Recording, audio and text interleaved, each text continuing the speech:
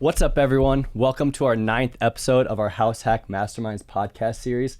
My name is Ben Einsbar, your host. So real quick for the listeners, you might have noticed that we've put a pause on the podcast, but there's a reason for that. We have a lot of cool stuff coming in the pipeline in 2022, and that's just with house hacking in general. So we're fine-tuning our house hacking courses. We're doing fine-tuning our house hacking coaching. Diane and I just started a house hacking meetup that's all about house hacking, and then also a house hacking summit, an all-day event that Denver's never seen before, all about house hacking. I'm super pumped for it. So now to get into introducing my guest, Chris Lopez. How's it going, man? Good, man. What's up? Loving it. A little while since I've been in the hot seat, but I'm pumped. I'm pumped for it. Like riding back. You're back in there. You're good.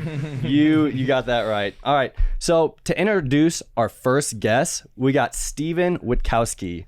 So Stephen realized after purchasing his after his friend purchased his primary residence, he realized he could purchase a property for 5% down. Then shortly after that, he purchased his first house hack. Yeah. No, pleasure to be here. Thanks, guys, for the invite. I'm excited to be here, like you just read. I know I always wanted to get into real estate.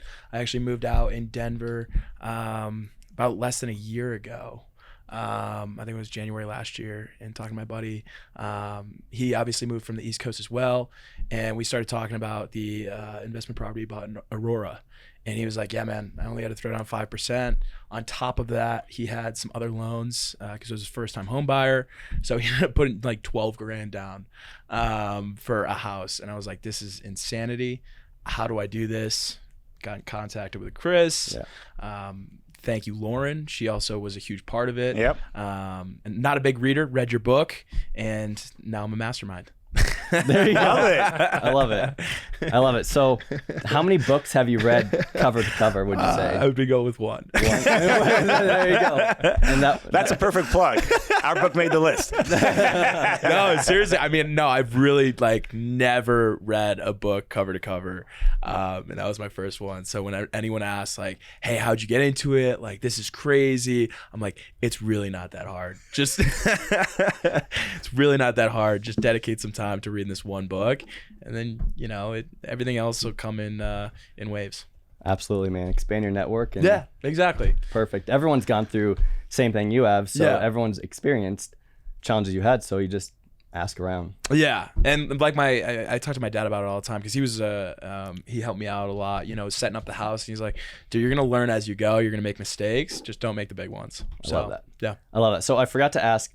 So give me a quick rundown of your current house hack right now to paint a picture for the listeners, why it's a great house hack for you, and maybe the location. Yeah, I think the location's kind of the big thing. When I moved here about a year ago, I moved to Arvada, pretty close to Old Town, outside the city, but have, a good nightlife in Old Town Arvada. So all my buddies are still at our old apartment complex. So I wanted to get something near there. But, talking about the house, it's a single family home. They call it mother-in-law suites. So there's two different units. Mm-hmm. There's 2 beds, 2 baths up top, 2 beds, 1 bath below, separate entrance, nice backyard, and a cool landlord.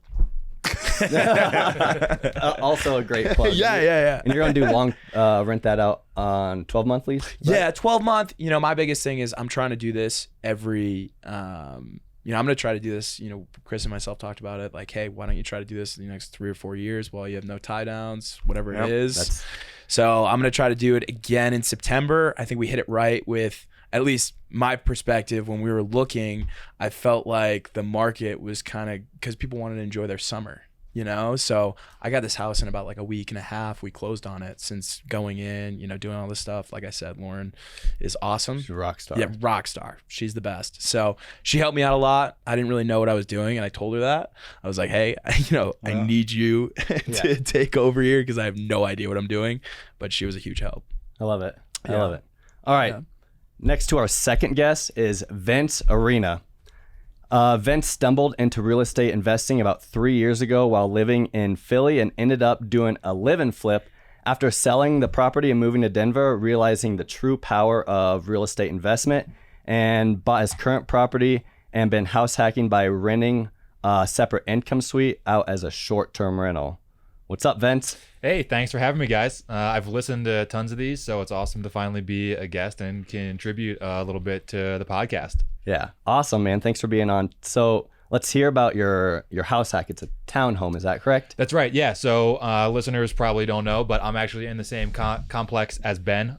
So we're neighbors. Right on. So we have really similar units. The only thing is Ben has an end unit, which I'm jealous that he was able to get that P for me.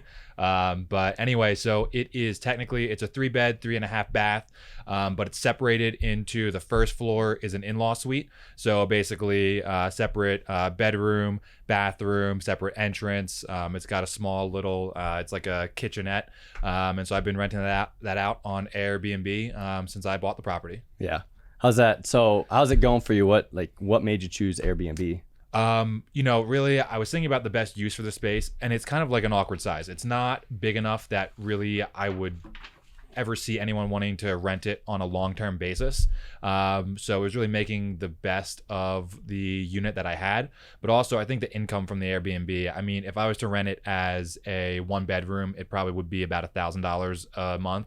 Yep. And with the Airbnb, I'm doubling that pretty much every month. So, just the added income for minimal work is worth it. So additional $1,000 a month.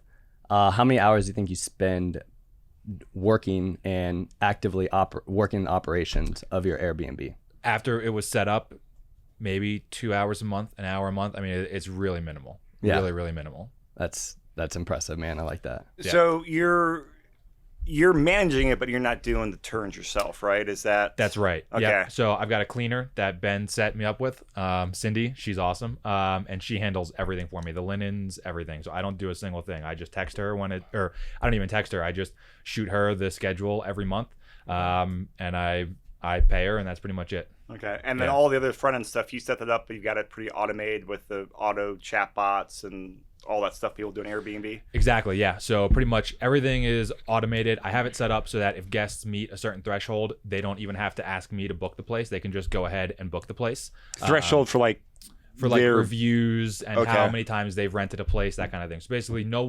basically if a guest doesn't have any reviews, or if I think I have it set up that if they're under like a certain like positive review threshold, that they have to confirm with me before they book the place. Okay. Otherwise, as long as they have a few stays under their belt, they can just go ahead and book the place without me having to do anything for it. Nice.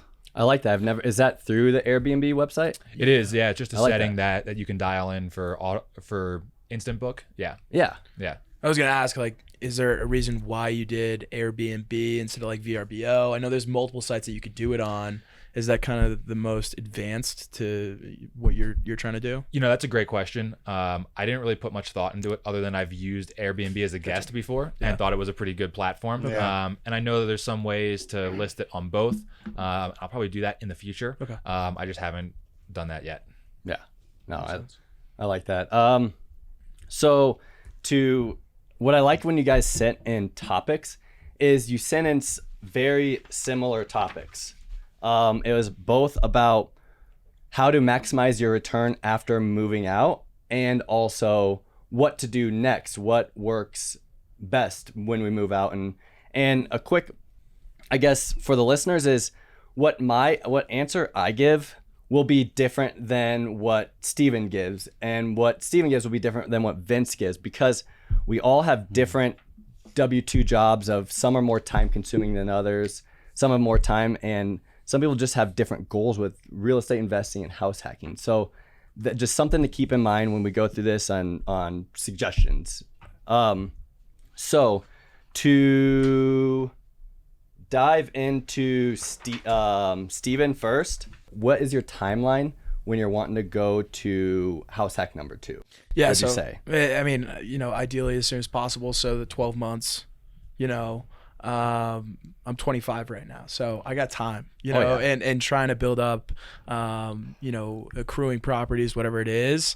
And, this was a really good opportunity just to learn through a lot of stuff. I mean, the dishwasher not the dishwasher, what was it? The dryer I screwed up so bad on the dryer, and it ended up taking a month and a half because I got the wrong size, then I got the wrong dishwasher, and then it wouldn't fit in the room. So it was this huge thing. So just learning as I go, maybe measure the doors. Measure twice, cut once. Exactly. Yeah. I didn't do that at all. Well, that's how you learn. Exactly. So, between on the call with Lowe's and my pops, trying to figure out all this stuff, I learned a lot in this first house hack, and obviously I'm still learning a lot, but, probably 12 months. And my biggest thing is, I grind all day in software sales. Okay. I don't really have a lot of time to do real estate.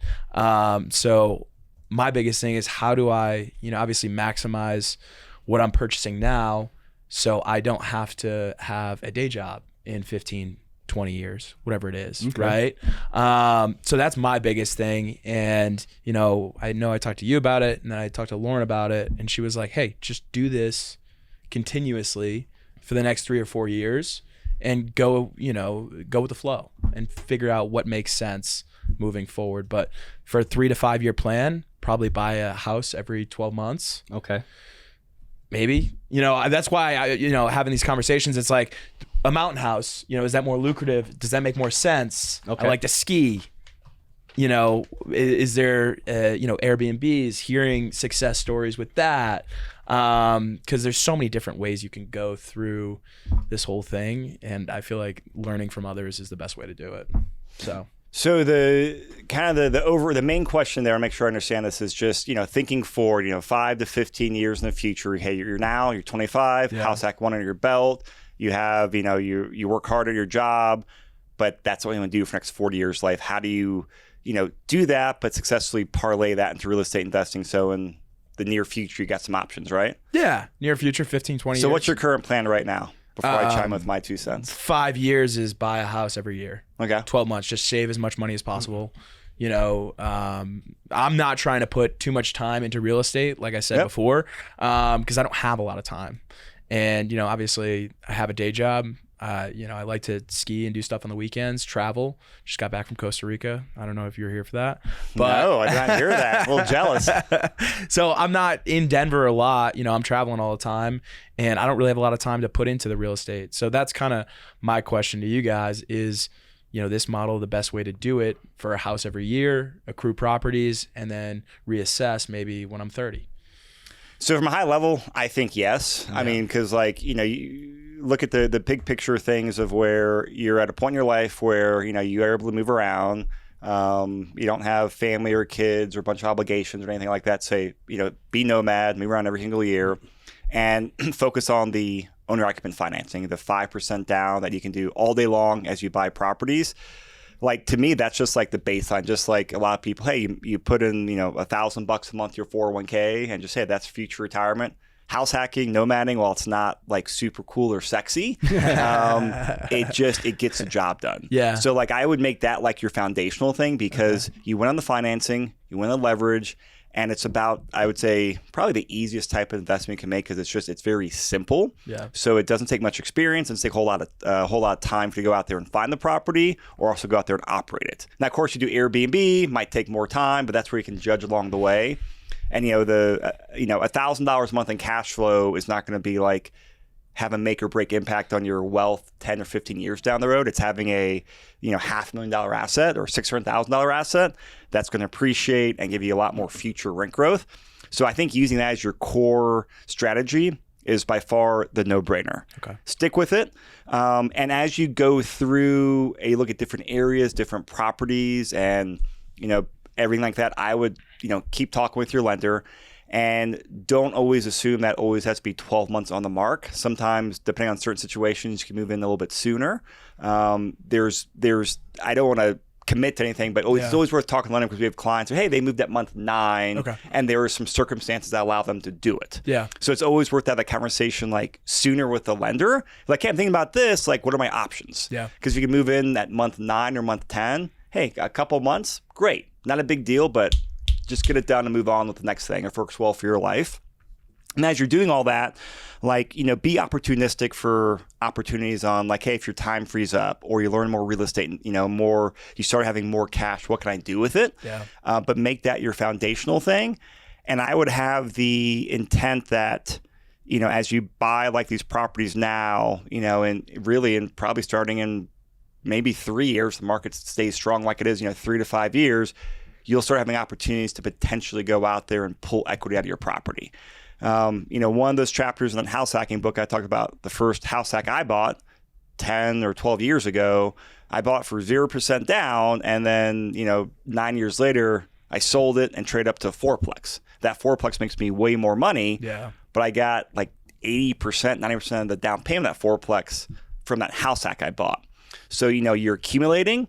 And I would say with someone like you, where you're, you know, long-term planning, you're busy, really stay focused on how to optimize your equity in there, because a lot of people don't do that, and that can just go from, hey, 1 door to 4 doors pretty quickly, and that's just something that's very hard to do from just, hey, you can save up $250,000, go out there and buy a fourplex, or you can sell a place in 5 years and 1031, then bring in $30,000, make up the difference. Like, keep that in mind for that, like that equity trade up in the future, or a cash out refi or a HELOC, whatever makes sense. Yeah. But extract that equity while you're, you know, younger, and then use that to accumulate more properties.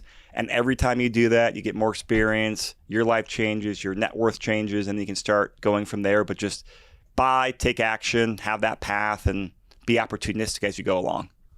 And looking at, you know, the next 5 years and looking at, you know, that base model, do you want more doors like a duplex that I have now, where it's, I mean, it's all based on the house and what the spreadsheet looks like, obviously, but should I aim towards trying to get those duplexes and those mother-in-law suites to have more doors right off the bat? I don't think that's going to be like a make or break for you. I mean, I would say generally yes, because you can usually get more cash flow out of there. Yeah. But we know with the way like the Denver market's going, all know we're seeing huge appreciation increases. We're seeing huge rent increases right now. Like that's going to really build the wealth, whether you buy a normal house or you buy a house with mother-in-law suite. Yeah. You know, in 10 years, you're just going to have a lot of equity in both. Okay. If it fits where you like the mother-in-law suites and it's a good lifestyle fit for you, absolutely do, because you'll just be able to, you know, milk out more rental income while you're living there. Mm-hmm. Have a little more privacy, which is always nice. Yeah. And then when you move out, you should be able to make more rental income from having, you know, additional living spaces, whether it's 2 units or just, hey, rent out 4 bedrooms to everyone, but you can command more rent because there's 2 kitchens and 2 living spaces. So it's a little more private than a standard room by room rental. Gotcha. So not a must have, but if you can, I would do it. Yeah. Or, you know, like a townhouse like these guys have, you know, they got the new build townhouse. We're seeing more with like a mother-in-law suite or Airbnb in there. Those are really cool options now too. Yeah. If you see a townhouse come on the market with that separate income suite, they don't come on that often, but I would say definitely jump on it because they're great. They're set up, they're ready to go. Yeah. Low maintenance, and it's a great long-term investment, and it's awesome. I don't know, what do you think about that, Vince, your house? Yeah, I mean, it's something that I had never thought about until Preston came to me and was like, hey man, look, the market for the duplexes right now is red hot. We're not having much luck with it. Preston and I had written probably 5 or so offers on places before he brought me this townhome. Were they all duplexes? Multifamily. Okay. So anywhere from 2 to 4. But cool. Okay. There was one with an in-law suite in there that we had tried to get, and it popped on the market, and in 2 hours it had 17 offers or something like that. Wow. On it, something crazy. I mean, this was in January of last year, so when the market was at its like absolute peak and so hot. But anyway, yeah, I mean, as far as the maintenance goes, it's been no maintenance at all, and this is a big difference for me coming from, you know, a live and flip where I was you know, basically I was living in a construction zone, and now, you know, the no maintenance factor is really nice, and that's part of what contributes to me putting in literally 2 hours a month with managing the Airbnb, is that there's nothing to fix right now, at least. Yeah. And that's something you want to keep in mind too, Stephen. You just said, hey, you travel, you're busy, real estate's not your main focus. New builds, keep that in the back of your mind, because those are, as Vince saying, they're, you know, knock on wood, they're fairly low maintenance the first, you know, 5-7 years. Yeah. You have 3 beds, 3 baths. 3.5 baths. And Yeah. a separate unit, like a separate entrance for the below unit. That's right. Yeah. So Sweet. there's like there's like a small door for like the upper levels, and then there's a sliding door for the Airbnb unit. Okay. So it's nice. They're totally separate, and I have the option. There's a door that connects both of them, so I have the option if I have friends and family over. Like for example, for Christmas this year, we're having our family over for Christmas, so I have the Airbnb blocked off for those nights, and I'll open the door, and it'll feel just like, a 3-bedroom house. Charging when I double the have- rent. Of course. Yeah. So is that a door like the interior door at the bottom of the stairs? It is. Yeah. Okay. Yeah. But it's not like an interior door. It's actually an exterior door, so it's really heavy. It's soundproof. So it's nice from Oh, that nice. aspect. Okay. Yeah. Yeah. Is there a specific part of town that they have a lot of this stuff? I know you said Wheat Ridge. Is there anything that you guys see a lot of? I don't know about the new build townhomes, but just single family homes with that separate income suite. I see them a lot in the Lakewood, Wheat Ridge, and Arvada area. That kind of corridor. Yeah. That's where I see most of them pop up, and those are great areas for short-term rentals and medium-term rentals as Yeah. well. And I've also noticed that in Berkeley and Sloan's, there's a lot of those as well, but they're not new builds. They're older. They're, the Denver Square that has a, basement unit, that kind of thing. Okay.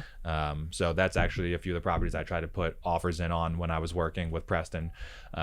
Just didn't have any luck because everyone else wants them too. Yep. Yeah. And that west side of town, like that northwest side of town. Yeah. Yeah. And I mean, we've done a handful of the new built townhomes, like the mother-in-law suites in there as well. Mm-hmm. And we've seen them kind of same areas. And I think that's more so just because that's where a lot of the development is for the townhomes. But we've seen them, Arvada, Wheat Ridge, Sloan's Lake for like new built townhomes. Yeah.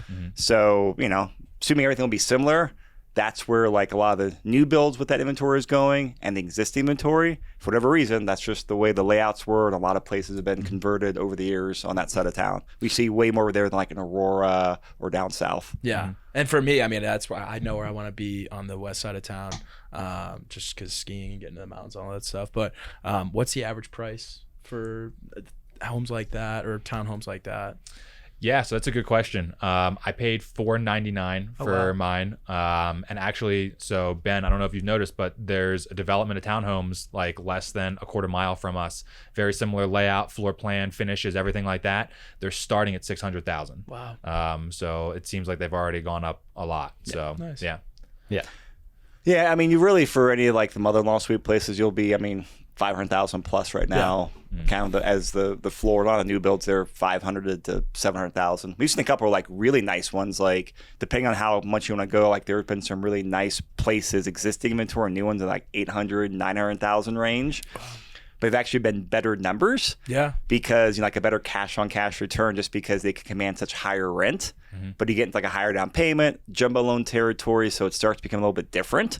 And that's like the location, like somewhere in Low-High, or is that just like bigger townhomes? No, more location, like Okay. like the west, like Sloan's Lake, Highlands, pushing out that way, where it's just the hot area for rentals, hot areas for homes. Okay. We've done a handful of house hacks over this year, and they've been like a higher price point, but they've been really, really solid numbers. Sweet. And they've been amazing locations. Yeah. No, I mean, it's nice to hear that you don't have to put any work in 2 hours a month. I mean, I think I can manage that. What was the setup time though for that? It's running now. What would you ballpark like time and just money cost for setting your place up? Yeah, so cost-wise, I spent about $5,000 to outfit the place. And part of that is because it's a small space, so I wanted to make sure that I was putting high-quality finishes in it. So I spent a lot of money on a nice Murphy bed that actually took a while to get. So I actually didn't start renting the place until August, basically, because the Murphy bed took forever to get. Jeez. And it took a while. In hindsight, knowing what I know now, how long the lead times were, I probably would have tried to find something that was in stock or whatever, but either way, live and learn on that. But yeah, setup time, I probably spent, well, I had to build a Murphy bed, and that took ages too, but probably Like build it or put it together? Put it together. So it came in. Sounds like an IKEA nightmare. I mean, yeah, basically, yeah, pretty much. It was something else. I mean, it got dropped off on a liftgate truck in a bunch of crates, and I had to build it over the course of a couple of days, with my girlfriend just shaking her head and being like, "You're an idiot" the whole time. Yeah. To put it in perspective, that's your furnishing cost was $5,000, right? That's right. That's right on point to what our furnishing cost was, because we did the same thing. We have a Murphy bed because I knew that long term it's going to be a great rental, and I want to focus on possibly even going to medium term. So then having the option for them to fold up the Murphy bed and have a fold up workspace that they can work a little bit more working space as well, trying to plan out that. But that Murphy bed was about half of the furnishing cost. So you could ideally furnish for under $2,500. Oh yeah, I mean you could have done it for a lot less. Yes, exactly. I just wanted to bring that up. Yeah, and that's kind of why I touched on it being a smaller space, wanting to put nicer finishes in it. So yeah, I mean my space again, it's pretty small, so guests fold the Murphy bed up all the time and use that. I've had plenty of guests want to just do like at-home workouts and that kind of stuff on the TV, so they fold it up, they roll out their yoga mat and that kind of thing. They have plenty of space to do that, but it's only possible with a Murphy bed. If you just had a standard bed, like our neighbor Jen has a standard bed in there, you wouldn't be able to do that. So yeah. So $5,000 in investments. What about time investment? How many hours would you ballpark? With everything from planning to putting stuff together. Probably 20 or so hours doing all that. Okay. So, not a ton of time. And it was spread out over, a few months too. Yeah. It wasn't like I took 20 hours. It wasn't like I took 20 hours out of my week and did it. It's like, I bought the place, we got settled in, I developed a plan for the Airbnb and, just over time bought things for it, got it all set up, got it listed, that kind of thing. So one thing you said in there, this is just a good reminder for all the listeners out there, whether you're currently house hacking or getting into one, is like, you talked about you bought the place in March, you're gonna up and running until August. Obviously there's opportunity cost on there. Of course. We have a lot of clients who've done similar things, and like, everyone starts out with the intention, I'm gonna get this done myself, I'm gonna DIY to save a few bucks, but make sure you're taking the opportunity cost, because like, great, we got clients, great, you're doing the work yourself, but it takes your property off the market for 4 months. Well, if you just hired a contractor for 3 times the cost, but it was done in 3 weeks. Totally. Make sure, just for everyone out there, do that opportunity cost, because I can make the case, get it done quicker, rent it out. A lot of times that's the best path forward. Yeah, totally. My average profit is $1,800 a month. So, if I got it running in, 4 months earlier, how much money is that? I mean, that's, I'm not good at mental math. $7,000, yeah, $7,000, something like that. Yeah. It's a lot of money. And that's during peak season too. I mean, that's $1,800 a month average, but I mean, it's been falling off as we go into, a little bit of like off season. During August and September, it was much more than that. Yeah. With the mask mandate, maybe, coming last week, do you see a decline in some people coming? I mean, it's ski season, so probably not, but I didn't know if that was something that you're worried about going forward. I mean, it's always something that's in the back of my mind, but I haven't been able to time any sort of seasonality with it, or like anything where it's like, oh, the mask mandate is in effect, less people come to Denver, but I also haven't been doing it for long enough. If I had a year or two of data, that'd be a lot easier to, see. So I've been doing it for over 2, almost 3 years, and you typically see October through February, it dips. However, if you're doing your pricing right, your pricing for Airbnb should fluctuate about 40%. So for example, let's say summer, your price for a Saturday, let's say in the middle of July, could be $120. This is for my little 1 bedroom, 1 bath space. Could be $120. However, middle of November, where not much is going on, our Tuesday and our Wednesday we have at like $80. However, we also put in there a discount, so then viewers or potential guests see a discount, and when they see a discount, they click on my listing, and my listing's awesome. So of course, after they click on it, they're in my funnel, they book. Okay. That's just a little quick That's tip. a great tip. Yeah. I guess my question tip. is like, how do you go about doing all those calculations and stuff like that? Are you doing that manually, or is that something that, you can expedite? That's an excellent question. Yeah. And so I a couple things is, I'm trying to think, is I look at it at once a week. My wife and I, we operate this as a business. No matter what, however you look at it, what we're doing is a business. So that's how we look at it. And we each have our roles and responsibilities. So once a week, we have a newborn as well. So that throws in a lot of it. So house hacking with a family is absolutely 100% possible. But going back is once a week on Sundays, typically at 9 o'clock, I have a Google Calendar invite. I live by my calendar now. That's what manages my day, work and personal. So then on like Sunday at 9 o'clock, we look at our Nevada rental. How's that doing? We look at our Omaha rental. How's that doing? Upcoming maintenance. What's going on? And this typically takes maybe an hour, but we're folding laundry and multitasking at the same time. And then we also look at where are we at? What's our occupancy at? What's our competition at? Where should we be? And we make adjustments accordingly. So on average, we make adjustments maybe once a week. Maybe sometimes I'll jump in there without asking my wife and just change it, and she gets. I thought we just talked about that. No, I'm just kidding. I'm just kidding. But because that's her role, right? Doesn't she kind of more manage that? Or because I think you guys have very defined rules. That's kind of on both. It is primarily her role, but I do when I start doing research and I find new strategies for maintaining high occupancy during slow seasons, I want to implement them ASAP. So I make little changes, and in theory, I should consult her, but I just wanted to do it. Yeah.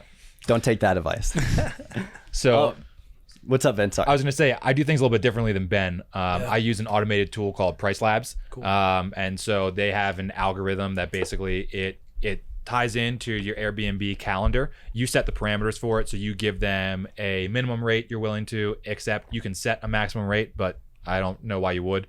And you can set like a base price, and everything is calculated off the base price, your bookings, the bookings in the area. So it automatically tailors the price for me. Okay. So I don't even set prices for it anymore. I just let Price Labs do its work. I check in every now and again to make sure I'm not leaving money on the table, which I do think you do with Airbnb's tool. So they have a tool as well. They do smart pricing as well, but it's optimized to get them as many transactions as they can. So their transaction fees and their revenue is higher, but it's not necessarily looking out for you. Okay. So when I was using their tool, I noticed that it was like $50 a night during the middle of the summer. No, that's not reasonable. That's way too low. So with Price Labs, you have a lot more control of that, and it's optimized to get you the most money rather than get Airbnb the most money. Cool. Yeah, Airbnb is just Airbnb wants butts and seats. Yeah, they want most occupancy, so they don't care. But that's why I don't look at the Airbnb smart pricing, because they're looking out for themselves. I want to look out for my profit, and I know that after doing this year, I'm confident. I know what 1 bedroom, 1 baths in Wheat Ridge in my area in Arvada also go for, so we can manage it. And like you said about the mask mandate, I don't think that really has anything to do with it. People still travel for work, see family. It's okay. I don't see anything with that.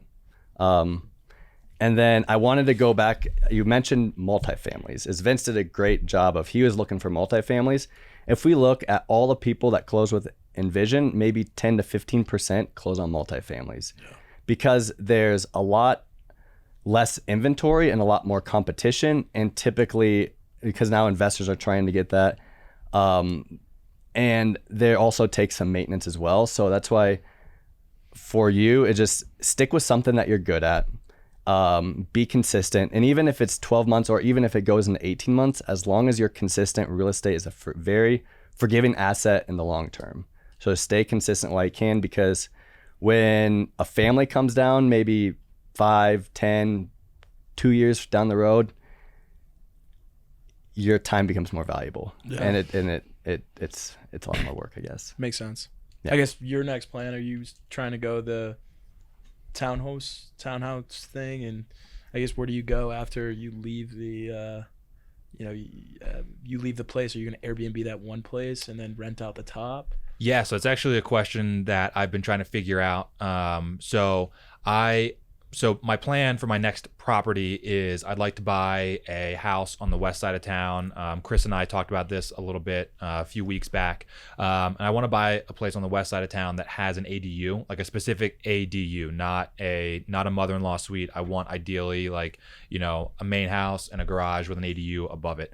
I want to be in Denver proper. And the reason why I want to do that is because with the rules regarding short-term rentals in Denver, it has to be your primary residence. And so because of that, there's not tons of Airbnbs in Denver, so they command a much higher price. So my thought is that if I was in Denver with an ADU, I could rent out the ADU as an Airbnb because it's my primary residence and get a lot higher price for it. So that's my strategy next. Now, the only thing that I'm questioning is, what do I do with my current house? Yeah. How do I transition that and make the most money possible, and balance that with how much work is involved in it as well. So there's a lot of different options with the way our house is set up, and trying to work through that right now. Yeah. So let's talk about those options. You have continue short-term renting out the income suite on Airbnb as a short-term rental, or even bumping that up to medium-term rental, so 30 days or greater. Yep.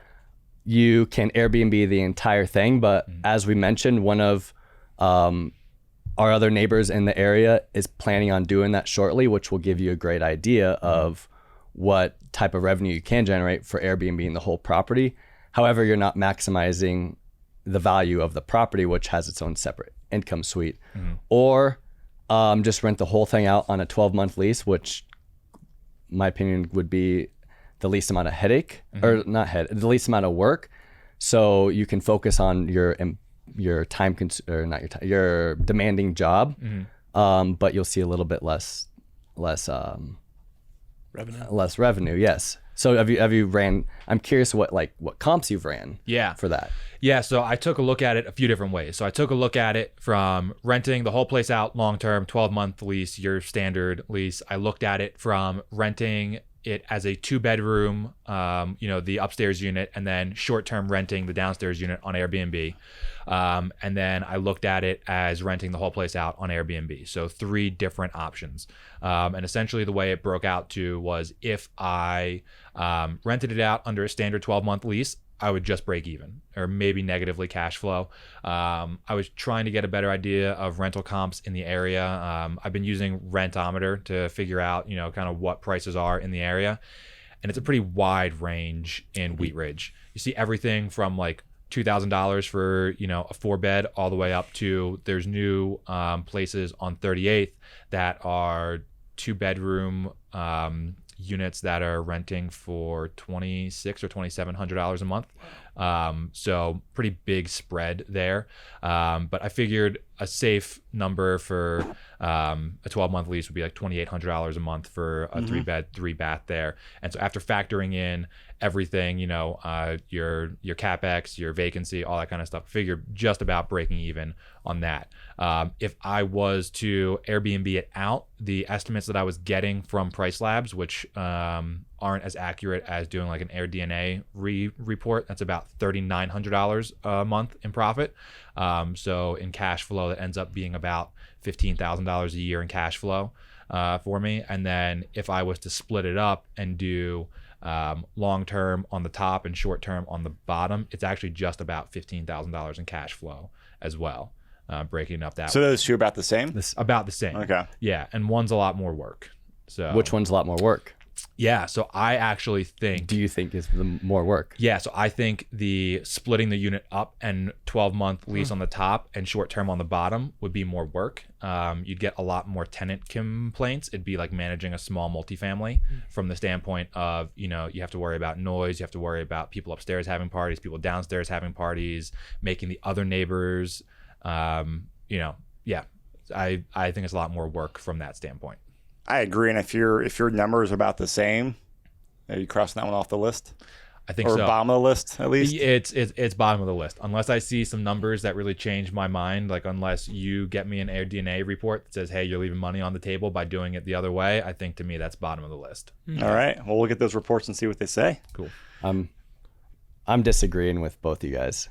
Oh, what are you going to say? Let's hear So, first thing, what type of guests do you generate for 8 months, or like if you rent out a place on Airbnb that can hold about 8 to 9 people, what type of people do you attract? Well, I'd like to think that it's families coming to spend time in Denver, but based on, the way you're looking at me, it's probably a lot of people trying to have parties. I don't know. I'm just asking the question. Well, the only times I stay in Airbnbs with more than 7 people have been like bachelor parties or like guys trips. Yeah, that's a good point. Those are a little more rowdier than like the trips with the family. That's true. So then that's something you have to keep in mind, the furnishing and then working with the cleaner. But then your option of kind of breaking it up into a duplex in the form of a single family home, that's kind of our strategy and my bread and butter. Mm-hmm. So the key is everything is preventable. If you look at it on how do I proactively figure, I know what the problem is, how can I fix that? Mm-hmm. When you have the option to choose who you want to live in your property. We chose someone and we were very upfront in our Arvada rental because that's what we're doing. We're doing Airbnb, medium-term rental, and the mother-in-law and family in the main unit. But we told them we were very upfront, like, hey, there's going to be people coming out. We'll definitely introduce you and connect you with them. Will this be an issue? And they're like, no, that's cool because we gave them a little bit of a discounted rent as well. Gotcha. I got a funny story, and maybe it applies to this or doesn't. We just rented a house in Costa Rica, and they were like, hey, no parties. Well, it was 6 guys, and they had an amazing speaker system outside with a pool. Like, what do you expect? So we got calls like 3 different days, 3 out of the 10 days, and it was just like, hey, you guys need to be a little bit quieter. It's like, well, what do you expect putting these speaker systems outside with an amazing pool All here? right, so I'm not going to rent to you guys. The rental guys come through. I'm just saying, No, but that's a good point. You have to set the environment. Like, don't say no parties and have like a sound system go out there and crank next to the bar outside. Yeah, absolutely. Yeah, that's a good point too. So, but going back to it, there's no right. Like, obviously, we see a perfect example of my answer is completely different from. It's just what works best for vents, and that's what you need to look on, and that's because it's a long-term game. You don't want to get burnt out early on, and see what you can do and scale your portfolio to create systems and in general what will create the least amount of work so you can focus on your work, your family, and growing your portfolio long term. See, I come back to like, I agree with you there, but I come back to just the more leases, the more headaches. You have 2 leases versus 1 or 2 types of tenants, more communication, more stuff to deal with. Like every time more leases, there's more issues to deal with. I can't disagree with you at all. I agree with you. Yeah. Why we choose it is we're good at 1 bedroom, 1 bath Airbnbs. That's what we're good at. And that's why we stick with it, and that's what we like. Yeah, and I think that's one of the things that's awesome about you is like you found your niche, and you really stick to that. I don't really know what mine is yet, right? I mean, I've only done 2 deals, and I'm looking to do a 3rd here soon. But I think everything about investing in real estate is really cool, and I kind of want to see what I like. I kind of want to use my early years to kind of not really throw things at the wall and see what sticks, but just to kind of see, do a couple of different deals and see what I end up being good at or passionate about. I've done the flip thing and it's cool, but I was doing the work. I wasn't managing a contractor doing it. I was doing all the work myself, which is not a sustainable thing for me to do. Yeah. So I know that that's not for me, at least doing it myself. Maybe I'll try a couple, where I'm managing the contractors, but, also with the short-term rentals, I don't really know what's for me yet. So kind of want to see, try a few different things out. And you brought up a good point there, kind of going back to one of your first questions, Stephen, just, how to kind of work towards your long-term goal. And as you figure out the niche, like Ben has his niche, you figure out your systems and what that does, it kind of gets you in your space. And your ability to make quick decisions. Like I'm a big believer in, hey, figure out your systems, figure out your guardrails, stick into it and just go with it, because the speed that you can make decisions at and the amount of time and mental stress that reduces is huge. While it doesn't show up on a spreadsheet, if I can spend 10 hours buying this next property versus 100 hours buying next property, it doesn't show up on my spreadsheet, but that 90 hours, there's opportunity cost to me there. And not just that, I'm one of those people, if I have a thing I'm noodling on, I will wake up at 2 a.m. And then I can't fall back to sleep, and it's horrible, and that every year that becomes more and more valuable to me to not have to deal with that on regards to the problem, whether it's personal, business, investing. I like to not do that. Yeah, I guess my other question, and that popped up a good question for me, like, and to go back on that point of what you're looking for renters, all that stuff. Right now with your Airbnb, the way you're doing it, do you have a lot of noise and corruption from those Airbnb people that are renting from you? So I don't see it, like, I don't hear them often. Okay. But what I worry about is them hearing me. Yeah. Right. So I have had some messages saying, hey, you guys have some pretty heavy feet, that kind of thing. And part of it is you've got a big dog and, big feet. Yeah, exactly. Yeah, that. And, we're up early. Like, me and my girlfriend, we get up at 5 every morning. So we're up early, making coffee, making noise, all that kind of stuff. So, Gotcha.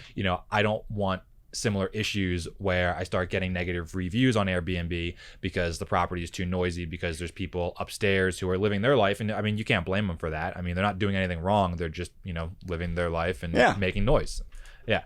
So I was mentioning, a problem, something preventable is what we do. Have that same thing is we have a newborn that is loud at night. And so in our welcome message, or no, not our welcome message, right when they book with us, one thing we identify and let them know is, hey, we have a newborn that's running around learning the new world, so you may hear some noise. And for you is just let them know, hey, we get up at 5 a.m, you may hear us, just keep that in mind. We have a dog as well. Yeah. Do you see anyone cancel after they get that message? No. Really? No, we're just open, like, set expectations up front. Yeah. You just got to set expectations because sometimes your place may not be the best for them. Maybe they think it's a little bigger and they're wanting to spend more time or privacy, and it's maybe a couple that wants their own space. So your place isn't sometimes best for everyone. But the biggest thing is letting them know expectations up front and doing what you can prevent it in your messaging and communication.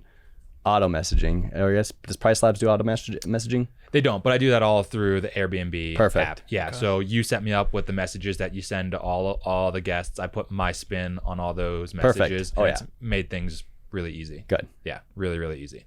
Good. I like that. That's cool, man. I like the whole Airbnb thing and how easy it is for you. I mean, whenever I think of Airbnb, I think it's a nightmare. So no, I mean, hear that. I'm a fan of it. I actually just can't convince one of my buddies to Airbnb his place. He took a seasonal job in Washington for the winter, and he has a lease on an apartment, and he's going to rent that out on Airbnb with the blessing from his landlord. The landlord was like, yeah, go for it, as long as you pay me rent every month. So he's doing that here in now. Denver? Cool. Yeah, here Nice. in Denver. So he took a job. He's going to be working as a filmer for a ski movie company out in Washington for the whole winter. So he has a lease, and he's like, well, what should I do with it? I told him to rent it out on Airbnb. I shared some of the tips that Ben gave me, and he's got it set up. And yeah, I'm excited to see how it does for him. Awesome. All right, so we have 5 minutes left. Is there any other questions that we didn't get to, or something you want to bring up in the last few minutes? I mean, I think we touched on everything that I wanted to talk about. Stephen, what about you? What's the contact for your Airbnb lady? I need to get that before I leave. We'll send it. We'll send it. We have a couple others. So cleaners and Airbnb are like the most protective asset I've gathered from every Airbnb landlord and property manager I talk to. Yeah. So you'll have to you'll get that offline, I imagine. Yeah. That's their version of like the handyman or contractor. The cleaner, that's like the critical part of Airbnb. So yeah, I don't think we share that publicly. A good thorough cleaner makes or breaks your Airbnb, because cleanliness now with everything going on is huge. Yeah. And for you not to worry about, hey, is there a hair in the sink? Did they forget something? Like Chris said, the peace of mind. So a good cleaner is worth its money. And the fact that it's all automated, like they have your schedule, they're doing everything. So, I mean, I haven't actually gotten a tenant in. Like I said, I have 3 or 4 people looking at it today. I think for this house that I have right now, it makes sense to do a longer term just for this. But I like the idea of, hey, there's a lot of townhomes, maybe closer to the city, something like Sloan's Lake. I really like that area. Maybe that's something I can look into and pick your brain about next house hack. Yeah, for your next house hack, I think it's an awesome thing to do. I mean, at the end of the day, I pay $400 a month to live in a brand new build in Wheat Ridge. I mean, it's pretty awesome. Yeah, it's really nice. Yeah, it's really that's great. not bad. And I actually have the option. One of the features of my mortgage, which is one of the reasons why I went with it. After a year, I can call them and ask them to recast the mortgage, and they'll look at the current value of the house based on how much money I have into it, and they'll drop the PMI early if I hit 78% loan to value with no fees or anything like that. Wow. So that'll be another $200 a month. So, if I was going to stay there, I'd be living in Wheat Ridge for $200 a month in a brand new townhome. So not bad. Yeah. That's great. Oh yeah. So one thing, because I kind of, obviously a big part of like the podcast, it's all locals. You guys know it's all about networking. So definitely want to get you guys your contact details shared. Hopefully facilitate your networking, all that. And Vince, I know you've got some other long-term plans for kind of getting some bigger like multifamily value adds, maybe some development or syndications, a little bit more medium-term goals, if I recall. So definitely talk about that and throw it out there to start to help facilitate that, hopefully. Yeah, absolutely. So first of all, if anyone wants to contact me and talk about their short-term rental or how to set it up or anything like that, I'd be more than happy to talk with anyone about it. I think it's a lot of fun talking about these kinds of things. So if any of the listeners want to get in touch, all my contact info, I guess, will be in the show notes or something like that. Is that how that works? Absolutely. We'll get it taken care of. Yeah. And as far as medium and long-term goals for me, I really want to branch out and start investing in larger multifamily. So, bigger like than 5+, commercial. Not commercial. Yeah. 5+ units. Something that I really want to get into. I really am interested in people who take land and repurpose it and develop it as well. So we bought our townhomes. Ben and I bought our townhomes from a builder who took one lot in Wheat Ridge and put 6 really nice townhomes on it. I mean, really, really nice townhomes. And that's something that interests me a lot as well. I've got a friend who does the same thing, but with, really large, big places in the Highlands. He takes lots in the Highlands and develops gorgeous houses on it. And I think that's something that as an investor is fascinating, and I'd really like to learn more about that as well. So yeah, those are 2 things that I really want to learn more about and dive into and hopefully be a part of in the future here. And that can definitely be something like, as you're kind of getting to House Hack number 2 in Sloan's Lake or west side of Denver is, the zoning over there is often favorable to where you can, hey, get rid of the house, put up a duplex one day. One of your exit strategies for this next place you buy may be development play, either you doing it or getting a couple parcels next to you on there. Yeah. Like that's a very common, and that's an amazing strategy to do in that part of town. Yeah, that's something that's in the back of my mind when I'm looking at these places. Maybe I got a place that's not as nice, but I live in it for a few years and then tear it down and build something nice on the land afterwards. Yep. So, yeah. Cool. Stephen, what's the best way for people to hold you, or what can be good networking for you? No, I mean, this is awesome. I mean, like I said before, the reason why I got into this was a success story with my buddy, and just hearing success stories and hearing other people that have similar aspirations that, achieve their goals through doing it a different way is awesome. So I'll give you my number, my email, LinkedIn. I'm in sales, so I'm pretty active on LinkedIn. But yeah, no. Feel free to reach out to me, text me, whatever it is. I'm excited to, meet more people in the Denver house hacking community and hear more success stories so I figure out what's the best way to go about, my next move. All right, I got one final question for you two before we wrap up here. Who's writing a chapter in the 2022 investment strategy guide? Well, I'm only 3 months in. I don't care. I wrote mine closing on my first one. It's all about. There's no time limit. There's no experience level limit on there. But just help grease the wheels. It is an amazing way to help clarify what you want to do, actually having to write it down and then publicly share it. So I'm going to plant that seed with you guys because I'm a big believer in goal setting, but then writing down goals and publicly sharing is just kind of dumping some gas on the fire. People say, oh, I'm brand new. I'm 3 months in. It doesn't matter. This is for you to set your goals. And even, hey, great. You're up that first two steps. There's people at step 0 that can learn a lot of information while you're at step 2. So don't let that, you're being a newer person, hold you back on there. Cool. Yeah, I mean, it's something that I've thought about. But please do it. All right. I'm in total solicitation mode right now. So, so do it. And listeners out there, do it as well. Absolutely. Cool. Well, awesome, guys. I appreciate you coming in, taking your time out of your busy day to come chat with us. It's been fun.